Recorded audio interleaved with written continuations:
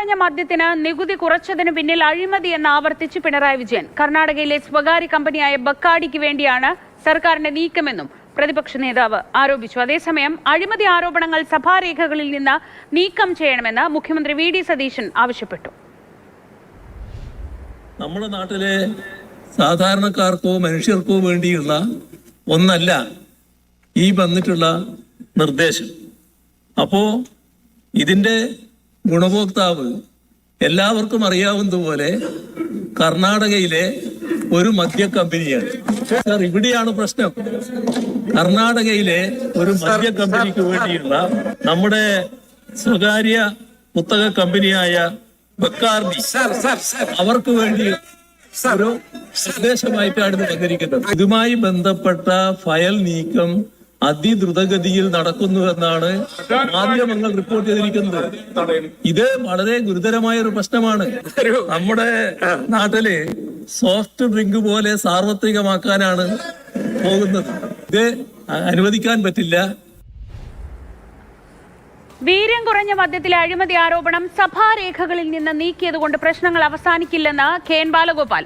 അഴിമതി നടന്നു എന്നതിൽ യാതൊരു സംശയവുമില്ല. LDF സർക്കാർ ഹോട്ടി വൈൻ എന്ന ആശയമാണ് നിർദ്ദേശിച്ചിരുന്നതെന്നും എന്നാൽ പദ്ധതിയുമായി മുന്നോട്ട് പോയിരുന്നില്ലെന്നും കെ.എൻ. ബാലഗോപാൽ പറഞ്ഞു.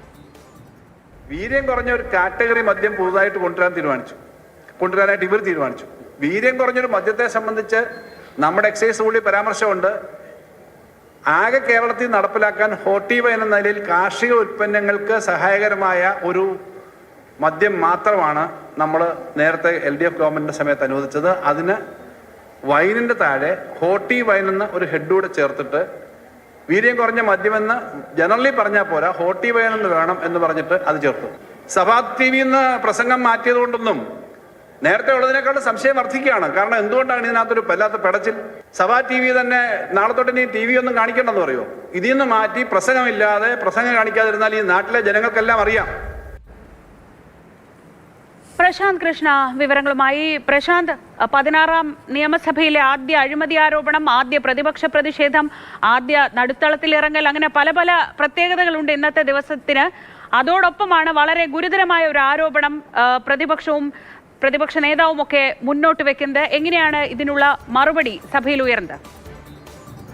ശ്രീജ, ഈ വീര്യമുള്ള മദ്യത്തിന് ഏർപ്പെടുത്തിയിരിക്കുന്ന നികുതിയേക്കാൾ 131% കുറച്ചുകൊണ്ട് നികുതി ഇളവ് വരുത്തിക്കൊണ്ട് വീര്യം കുറഞ്ഞ മദ്യത്തിന് നികുതി നിശ്ചയിച്ചത് ഇത് അഴിമതിയാണ് എന്ന വിഷയം പ്രതിപക്ഷ നേതാവ് പിണറായി വിജയൻ ആദ്യം പ്രസംഗത്തിൽ ഉന്നയിക്കുന്നത്. അത് അദ്ദേഹം ആദ്യം പറഞ്ഞത് ഇത് കർണാടകയിലെ ഒരു മദ്യക്കമ്പനിയെ സഹായിക്കാൻ വേണ്ടിയാണ്, അല്ലാതെ ജനങ്ങൾക്ക് വേണ്ടിയുള്ളതല്ല ഈ വീര്യം കുറഞ്ഞ മദ്യമെന്നും അത് ബക്കാഡി കമ്പനിക്ക് സഹായിക്കാൻ വേണ്ടിയാണെന്ന് ആദ്യം പറഞ്ഞു. പക്ഷേ അതിനുശേഷം വാക്കൗട്ടിന് മുൻപ് തന്നെ വലിയ പ്രതിപക്ഷ ബഹളമായി. കാരണം റൂൾ 50 നോട്ടീസ് അനുവദിക്കാത്തത് കൊണ്ട് തന്നെ അതിൻ്റെ പേരിലുള്ള ബഹളം നടന്നു. ഇതിനിടെയാണ് പ്രതിപക്ഷ നേതാവ് പിണറായി വിജയൻ വീണ്ടും സംസാരിക്കാൻ എഴുന്നേൽക്കുന്നത്. അദ്ദേഹം രണ്ടാമത് സംസാരിക്കാൻ എഴുന്നേൽക്കുമ്പോഴാണ് 2023 ബക്കാഡി കമ്പനി സംസ്ഥാന സർക്കാരിന് അന്ന് അപേക്ഷ നൽകിയിരുന്നു. അതിൽ അന്നത്തെ സർക്കാർ ഒരു തീരുമാനവും എടുത്തിരുന്നില്ല.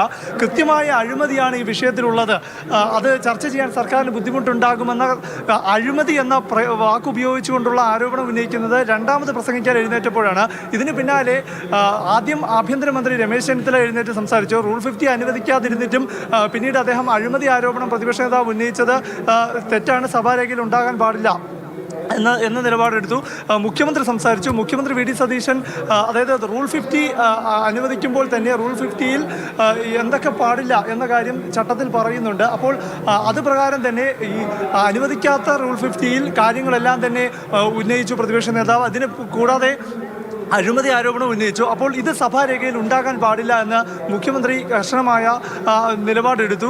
പിന്നാലെ സ്പീക്കർ തിരുവഞ്ചൂർ രാധാകൃഷ്ണനാകട്ടെ പരിശോധിച്ച് ഉചിതമായ നിലപാടെടുക്കുമെന്ന് അറിയിച്ചു. പിന്നാലെ സഭാ TV-യിലെ രേഖകൾ നമ്മൾ പരിശോധിക്കുമ്പോൾ സഭാ TV രേഖകളിൽ രണ്ടാമത് പിണറായി വിജയൻ സംസാരിച്ച ഇതിൽ കൃത്യമായ അഴിമതിയാണെന്ന് പറയുന്ന ആ രണ്ടാമത്തെ പ്രസംഗം സഭാ TV-യിൽ നിന്ന് ഒഴിവാക്കിയിട്ടുണ്ട്. സഭാരേഖയിൽ നിന്നും ഒഴിവാക്കും എന്ന് തന്നെയാണ് ഇതിൽ നിന്ന് നാം മനസ്സിലാക്കേണ്ടത്. ഏതായാലും അഴിമതി ആരോപണം പ്രതിപക്ഷ നേതാവ് ഉന്നയിക്കുമ്പോഴും തുടർന്ന് വാർത്താസമ്മേളനം നടത്തിയ കെ എൻ ബാലഗോപാലിനോട് സഭയ്ക്കുള്ളിൽ ഉന്നയിച്ച ആരോപണത്തിൽ ഉറച്ചു നിൽക്കുന്നുണ്ടോ എന്ന വിഷയം ഉന്നയിച്ചപ്പോൾ ഒരു അഴിമതി നടന്നുവെന്നല്ല, അഴിമതിക്കുള്ള സാധ്യതയുണ്ട് എന്നതാണ് പ്രതിപക്ഷം ഉയർത്തിയതെന്നും മാത്രമല്ല അതിനപ്പുറത്തേക്ക് അല്ലെങ്കിൽ അതിന് പുറമെ ഒരു സാമൂഹിക വശം കൂടിയാണ്. അതായത് മദ്യം സുലഭമാക്കുന്ന തരത്തിലുള്ള കൂൾ ഡ്രിങ്ക്സ് പോലെ സുലഭമാക്കുന്ന തരത്തിലുള്ള ഒരു സാമൂഹിക പ്രശ്നം കൂടിയാണ് പ്രതിപക്ഷം ഈ വിഷയത്തിലൂടെ ഏറ്റെടുത്ത് ഉന്നയിക്കുന്നതെന്ന് കെ എൻ ബാലഗോപാൽ വിശദീകരിക്കുകയും ചെയ്തു.